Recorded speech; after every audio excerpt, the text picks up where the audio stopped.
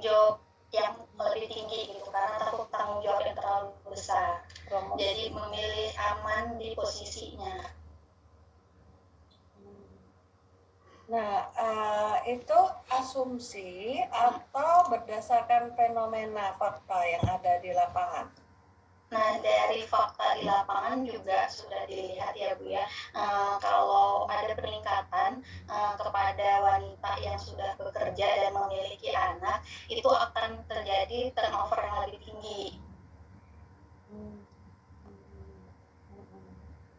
Oke, banyak turnover gitu ya. Kemudian itu atas dasar dari mana? Ambil fakta itu dari mana? Dari ada hasil dari ini juga Bu, BPS juga ya Bu ya, sama data dari apa ya kemarin saya dari detik.com Bu. Jadi bahwasanya kalau di lingkungan kerja itu apa ya jumlah laki dan wanita itu sama, tetapi untuk turnover itu lebih tinggi di wanita. Ini kamu penelitiannya metodenya apa? Fenomenologi? Atau case study?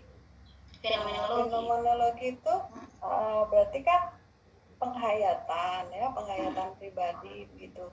Nah, kalau dari survei awal, kamu sudah lakukan wawancara awal gitu? Kalau di wawancara awal sudah ada Ibu, di LBM juga sudah dilampirkan. Apa disampaikan seperti apa? Jadi disampaikan itu kalau mereka itu memilih bekerja karena memang memilih tetap bekerja karena memang butuh pendapatan untuk membantu kebutuhan keluarga. Tetapi kalau untuk quality of life apa ya untuk ke arah panjangnya itu sepertinya tidak ada gitu, hanya sebatas selama masih butuh gitu, selama masih membantu untuk kebutuhan keluarga. Apa fenomena apa yang Wilda dapat sehingga itu kamu simpulkan bahwa itu adalah gambaran dari quality of work life yang mengalami masalah gitu. Fenomena tentang quality of work life itu yang mana? Fenomena apa? Ya, saya itu sebenarnya kan dari pengalaman juga ya Bu ya, karena selama bekerja itu banyak sih temen yang juga cerita ya Bu ya, ngomong gitu kan, ih enak lah lu udah keluar gitu kan, udah enak lah keluar ban gitu. Nah kami di sini kerja sampai malam, Sabtu Minggu masuk gitu. Kalau ada kerjaan lain juga mungkin kalau ada kerjaan lain juga nggak bakal bertahan di sini. Nah sebenarnya sih celutukan seperti itu sih Bu yang membuat saya ingin mendalami ini quality of life-nya. Apakah keluhan-keluhan tadi itu merupakan gambaran quality of work life atau apa yang kamu maksud dengan quality of work life? Yang saya kalau dari celutukan itu sih Bu belum menggambarkan quality of life. Nah untuk mendalaminya itulah saya ingin menggali lagi pendapat atau bagaimana sih persepsi serta reaksi seorang wanita bekerja terhadap makna dari pekerjaannya. Jadi Wilda, interview guide itu kan harus kembali ke fenomena ke identifikasi masalah di awal ya kan, di bab 1. Nah, identifikasi masalah itu diambil kalau di kualitatif itu harus berdasarkan fenomena masalah yang ada di lapangan gitu. Kalau misalnya celetukan-celetukan tadi itu menggambarkan apa? Lebih tepatnya menggambarkan apa?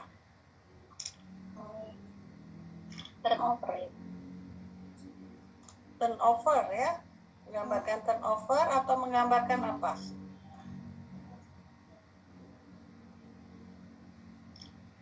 Nah, maksud saya, Wilda, kalau kamu memang tertarik pada quality of work life ini kan konsep ya, teoritis gitu.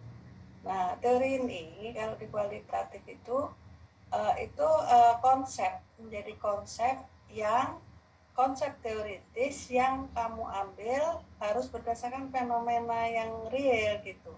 Jadi harus ada memang fenomena masalah terkait dengan quality of work life. Sekarang yang kamu maksud dengan quality of work life itu apa? Quality of work life itu kalau berdasarkan teori yang saya pakai juga ada dua ya Bu ya. Yang pertama itu dilihat dari persepsi pekerja terhadap lingkungan kerjanya, makna kerjanya, seperti itu. Kemudian ada yang kalau dari fenomena praktisnya misalnya anggaplah kamu bekerja, Wilda? Dulu Ibu, sekarang udah enggak. Belum. Oh iya, misalnya kamu menggambarkan individu yang itu merupakan gambaran quality of working life-nya itu seperti apa? Yang saya lihat itu mereka menjalani pekerjaannya setiap hari, tetapi mereka tidak menikmati gitu. Mengeluhkan pekerjaannya, beban kerjanya seperti itu. Terus apa lagi? Tujuan dia di dalam pekerjaannya, kedepannya seperti itu juga apa. menggambarkan quality of work life ya. Ya. Jadi itu sebenarnya kita nggak apa-apa kalau kamu sudah membuat interview guide terkait dengan quality of work life itu nggak apa-apa. Tetapi kalau saran ibu, kamu harus membuat fenomena di latar belakang itu terkait masalah yang terkait dengan quality of work life ini. Jadi misalnya seorang wanita bekerja di perusahaan apa misalnya di perusahaan apa ya, di pabrik atau di mana, termasuk juga ya itu ya misalnya ya. Iya sih Bu, kalau saya ini kebetulan di bank ya Bu ya yang saya ambil ya, yang memang jam kerjanya over itu. Gak apa-apa, misalnya saya hari-hari bekerja, misalnya yang tadi ya gambaran, misalnya kalau quality of work life yang baik seperti apa? Quality of work life yang baik yang dia semangat dalam menjalani pekerjaannya, dalam melakukan pekerjaannya tidak merasa terbebani, dalam mencapai target-targetnya dia itu penuh dengan kreativitas seperti itu. Jumpa nggak fenomena pegawai bank yang punya quality of work life seperti itu? Ada itu. Nah, itu yang harus di interview awal gitu. Nah, jadi kayak bagaimana tentang gambaran apa ya, bekerja dia itu seperti apa gitu kan. Nah, kemudian ada fenomena lain, ternyata dia bekerja baik, tetapi dia penuh tekanan, itu termasuk kan? Iya. Ada juga yang malah bekerjanya, kualitas kerjanya, mungkin ketelitian kurang, sering mendapat teguran gitu ya. Tetapi dia juga nggak masalah, yang cuek-cuek aja.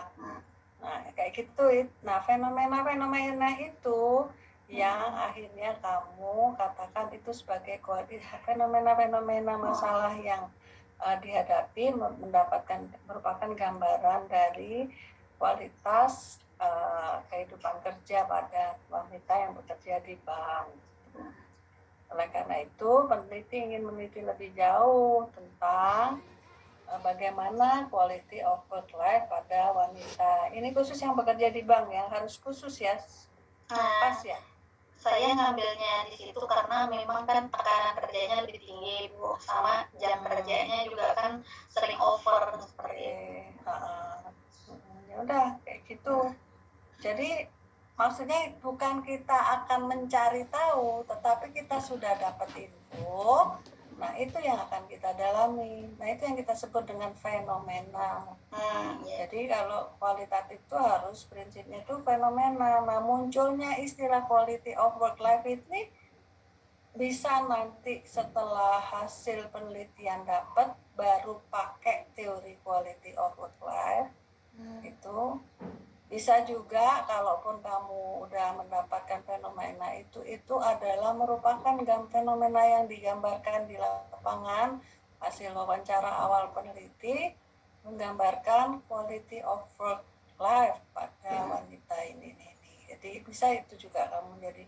Oleh karena itu peneliti ingin meneliti bagaimana quality of life pada wanita bekerja di bank itu. Nah, tentunya kira-kira kalau dari fenomena hal-hal yang terkait dengan quality of work life pada wanita yang bekerja di bank ini apa? Ini ya Bu ya, seperti imbalannya dilihat dari imbalan yang sesuai kondisi lingkungannya, kondisi lingkungan, kondisi dengan rekan kerja atau atasannya. Iya. Karena saya ngambil wanita yang bekerja, saya juga ngambil ke apa ya Bu ya, pembagian waktu antara pekerjaan dan kehidupan rumah tangganya. Berarti ada dua hal kalau Ibu boleh itu tambahin masukan ya. Ada kerangka berpikir kelompok dari kerangka berpikir itu ada dua kelompok besar. Yang pertama quality of work life-nya itu kan gambarannya bagaimana dia bekerja begitu ya. Nah kemudian ada lagi kelompok besar lagi faktor-faktor yang mempengaruhi quality of work life kan gitu kan. Tadi termasuk imbalan, lingkungan teman, lingkungan sosial, kemudian apalagi keluarga masuk enggak? Iya. Pembagian waktu antara pekerjaan sama keluarga. Iya, gitu. Nah, itu semua yang harus menjadi pertanyaan besar. Jadi ada namanya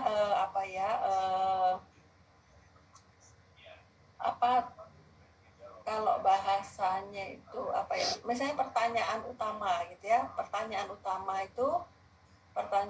itu bagaimana quality of life. Quality of life itu kira-kira apa, tentang apa, terkait dengan apa. Misalnya terkait bagaimana terkait dengan apa, misalnya menggambarkan kualitas kehidupan kerja itu apa yang bisa digambarkan, kualitas apanya, kualitas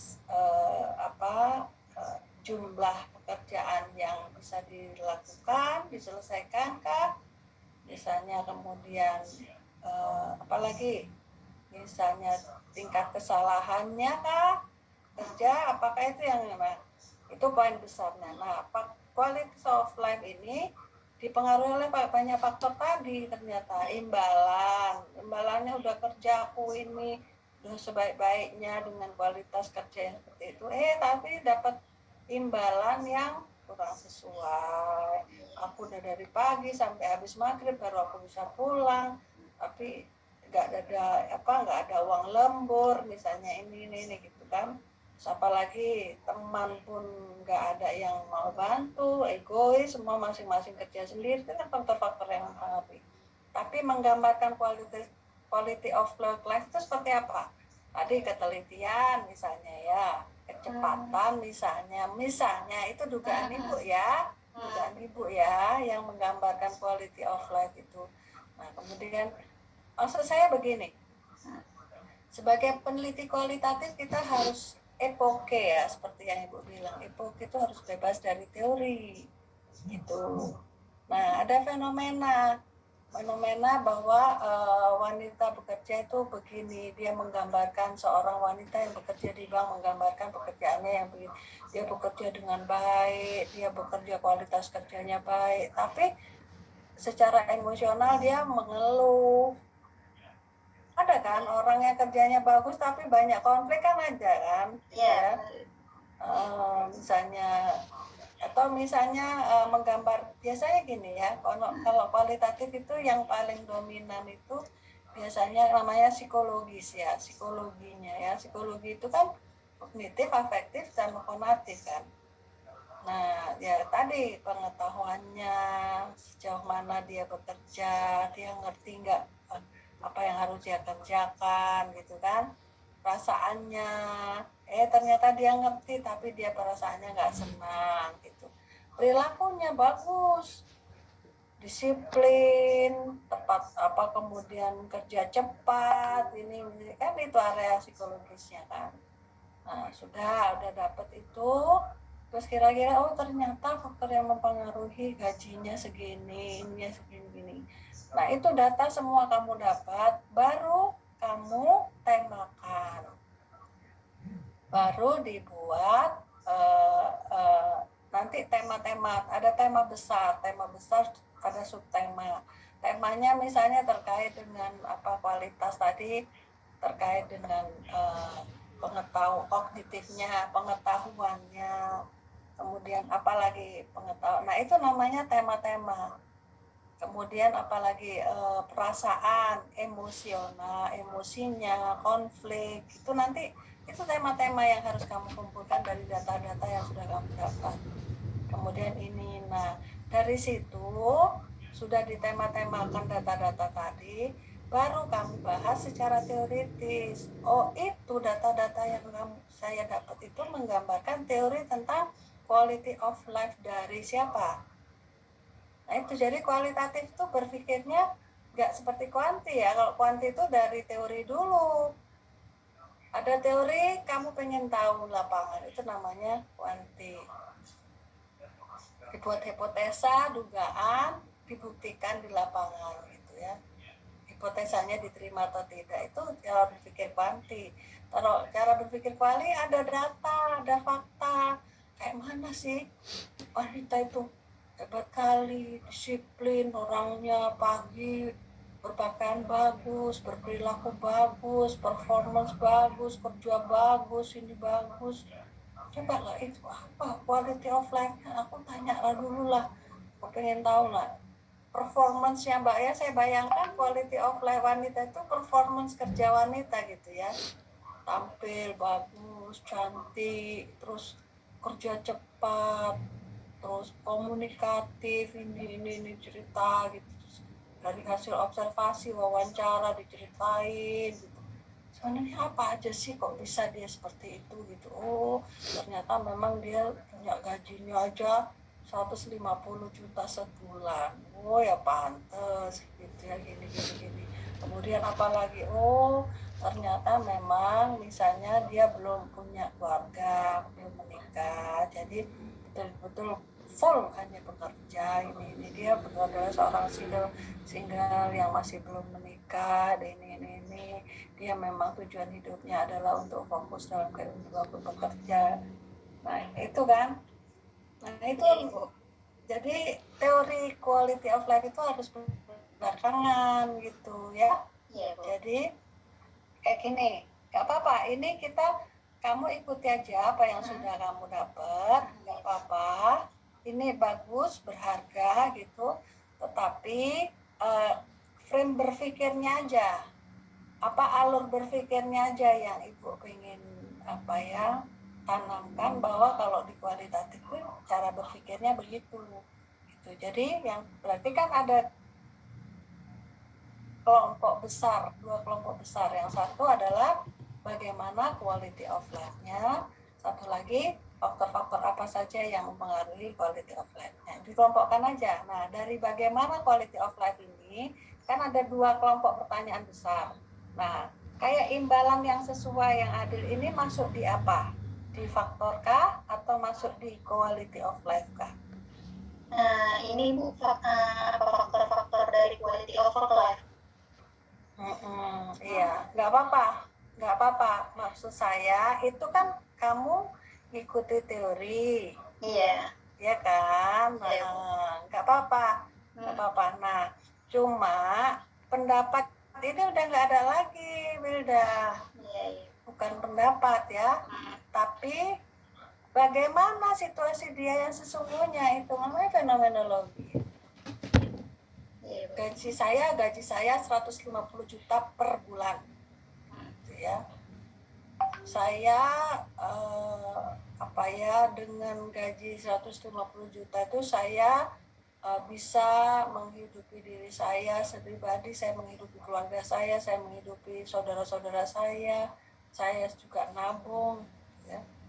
Saya betul-betul merasa puas dengan pekerjaan saya yang saya mendapatkan imbalan 150 juta per bulan. Tidak ada saya hasil diskusi saya dengan teman-teman, gaji saya sangat besar, luar biasa gitu. Nah itu jadi pengalaman ya, bukan pendapat ya. Pengalaman itu ya memang betul-betul dialami, dirasakan gitu. Ya, nggak apa-apa. Apa yang sudah yang sudah dibuat ini hanya cara berpikirnya itu aja, Wilda. Bu, ini quality of life itu ini dimensinya ini. Nah, kamu sudah punya asumsi. Nah, itu yang nggak boleh kualitatif. Memang tendensinya kalau di PIO, karena memang PIO itu lebih organisasi, saya bisa paham gitu ya. Tetapi itulah penghayatan ya. Kita memang sudah tidak, kalau di kualitatif itu ya lebih ke penghayatan pribadi, pengalaman pribadi. Bisa juga dinamikanya ini jadi berbeda, udah jadi quality of work life ini udah nggak jadi dimensi-dimensinya udah bukan ini lagi gitu. Bisa juga nanti gitu. Dari hasil nanti bisa jadi bisa jadi temuan. Ternyata bahkan bisa jadi seperti temuan tadi ya. Makanya di kualitatif itu kalau grounded theory, yang jenis penelitian kualitatif grounded theory itu bisa memunculkan teori baru gitu. Karena tadi ternyata pada fenomena yang begini teori yang tadi itu nggak cocok gitu. Teori itu bisa jadi kritisi teori juga gitu. Teori quality of work life dari ini pada penelitian ini itu diskusi, nanti masuk di diskusi. Kan ada pembahasan, ada diskusi. Diskusi itu adalah temuan-temuan tadi. Ada hal yang unik yang didapat, yang berbeda daripada umumnya, yang perlu didiskusikan. Diskusi itu bisa jadi saran penelitian lanjutan gitu. Ya. Mungkin saya hanya menambah saja apa yang kurang dari ini, tapi saya yakin karena apa yang sudah kalian buat itu sudah melalui proses kan, melalui masukan dari Prof. Irma sebelumnya. Tapi nggak apa-apa, apa yang sudah dibuat itu bagus, tetapi saya ingin menambahkan, mungkin ada yang masih terselip gitu dari yang orang gitu ya. Jadi ini poin-poin ini nggak apa-apa, tapi tadi kalau saya masukkan saya seperti tadi ya. Saya pikir kalau yang lain silakan aja dikerjakan sendiri ya, boleh. Tapi frame berpikirnya tolong seperti tadi ya, kualitatif itu betul-betul fenomenologi ya, bukan fenomenologi saja, bisa juga studi kasus gitu.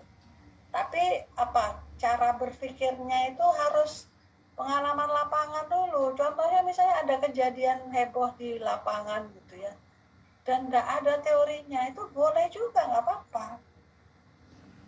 Tapi yang betul-betul diangkat itu fenomenanya, bukan teorinya. Teori itu hanya memetakan data yang sudah kamu dapat tadi gitu.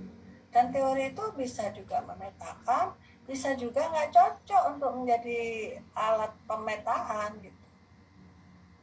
Itu bisa juga ini nanti ternyata dari quality of life ini ada teori lain yang juga bisa harus membahas, ada fenomena yang khas yang nggak bisa dibahas oleh teori quality of life. Nah itu pakai teori apa gitu, silahkan nah itu nanti didiskusikan ya.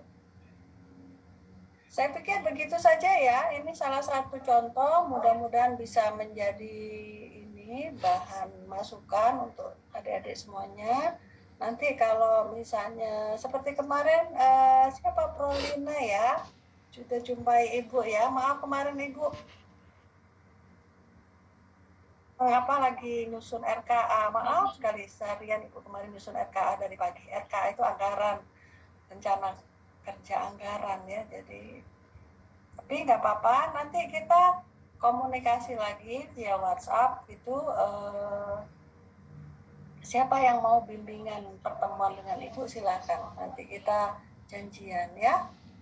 Tapi tolong sudah dibuat, diverbatimkan segera, dan segera buat tema-tema dikelompokkan. Misalnya tadi, contoh-contoh tema ya, tema imbalan gitu ya. Subjek adalah pekerja yang berada dalam posisi ini dengan gaji bulan sekian-sekian-sekian. Dari sekian bulan gaji sekian-sekian. Nah, itu tema tadi imbalan. Tema apa lagi yang dapat lagi? Misalnya tema kualitas kerja, misalnya bagaimana membagi waktu, tentang waktu, ketelitian. Kalian tanya bagaimana selama ini ketelitian kerja. Saya tidak pernah mengalami kesalahan. Kadang-kadang kalau kerja di bank itu dapat apa ya yang suruh ganti uang itu kalau terjadi miss itu apa sih namanya ya? Apa ya? Nah, misalnya kesalahan kenapa? Selisih. Misalnya selisih, misalnya kualitas terkait dengan kesalahan kerja. Ada poin kesalahan kerja, saya tidak pernah melakukan kesalahan dalam bekerja misalnya. Nah, itu tema kesalahan, kamu buat aja poin-poin, terus diuraikan, temanya ini diuraikan, nanti dari tema-tema ini ada saling keterkaitan. Kalau asumsi awal tadi gambaran kualitas kerja dengan satu lagi faktor-faktor yang ikut mempengaruhi, nanti ikut ada semacam semacam bagan yang mengkaitkan antar setiap tema-tema ini. Tapi intinya buat aja tema. Jadi tolong Ibu minta minggu depan sebaiknya sudah dibuat verbatimnya sudah lengkap dan dibuat analisisnya karena waktu sudah dekat ya, segera bergerak. Pokoknya saya minta adik-adik berpikirnya bebas, jangan berpikir teoritis. Karena apa? Peneliti dalam penelitian kualitatif itu adalah alat penelitian gitu. Jadi kerangka berpikirnya ada di situ, apa yang ingin dicari ada di penelitinya, yang meneliti juga penelitinya, semua jadi menjadi figur yang utuh gitu ya. Dalam peneliti kualitatif itu tidak hanya, kalau kuantitatif itu kita teori itu raja, ya dewa lah bahasanya kalau di penelitian kuantitatif.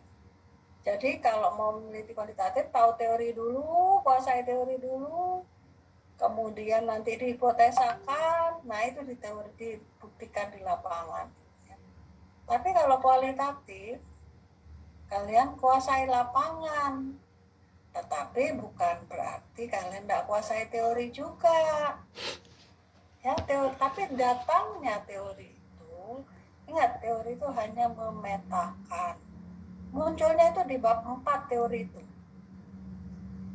Ya, data yang paling penting itu data. Nah, Bu, jadi saya harus kasih teori di bab 2. Iya, tapi sifatnya tentatif. Bisa berubah nanti teori di bab 2 itu. Kadang-kadang bisa nggak kepake, ternyata fakta di lapangan nggak cocok sama teori yang aku pakai di bab 2 ini. Tuker, switch dengan teori lain. Oh, ternyata aku pakai yang fakta yang di lapangan nggak sesuai dengan teori quality of life yang aku pakai, yang aku gunakan di sini. Pakai teori quality of life yang lain dari ini yang ya teori yang itulah yang kamu pakai di bab 2 itu. Ya. Saya pikir begitu saja ya, silakan segera bekerja. Tadi ini untuk refreshing, untuk mengingatkan terus apa yang harus dilakukan gitu ya. Tapi tolong jangan malas, jangan menunda. Di kualitatif kalau malas, kalau menunda nanti bahaya di akhirnya. Ya. karena nanti penghayatannya jadi sangat kurang.